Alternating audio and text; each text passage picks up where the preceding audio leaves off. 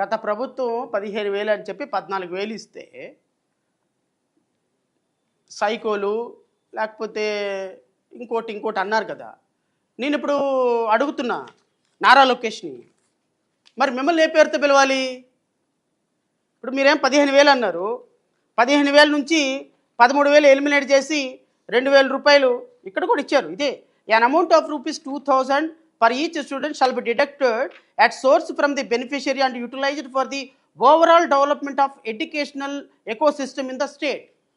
Educational ecosystem in the స్టేట్కి తల్లుల అకౌంట్లో నుంచి డబ్బులు పడాల్సిన డబ్బుల్లో నుంచి తీయమని ఎవడు చెప్పాడండి?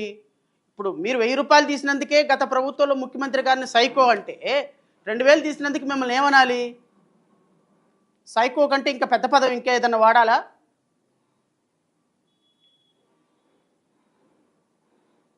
మనం చెప్పేదేమో శ్రీరంగ నీతులు, చేసేదేమో ఇగో ఇట్లాంటి పనులు.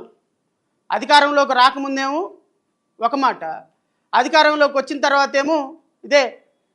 అంటే బహుశా 6 నెలలు పరిచయాలు అయితే వీళ్ళు అవుతారన్నట్టు పాప 6 నెలల పరిచయం, సంవత్సరం 6 నెలలకే 6 సంవత్సరం అయింది కదా.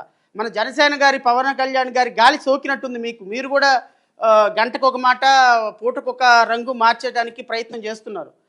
ఓవరాల్గా గత ప్రభుత్వంలో 1,000 రూపాయలు డిడక్ట్ చేస్తే తల్లిదండ్రుల అకౌంట్లో నుంచి టాయిలెట్ల మెయింటెనెన్స్కి తీస్తే, మీరు అంటే టాయిలెట్ల మెయింటెనెన్స్కి తీస్తే అంటే ఇంకా ఒక విధంగా బెనిఫిట్ అది. ఎందుకంటే ఒక స్కూల్లో టాయిలెట్ బాగు చేసుకోవడానికి వాళ్ళకి ఆ ఖర్చుల్ని ఆ స్కూల్కి వాడుకుంటుంది.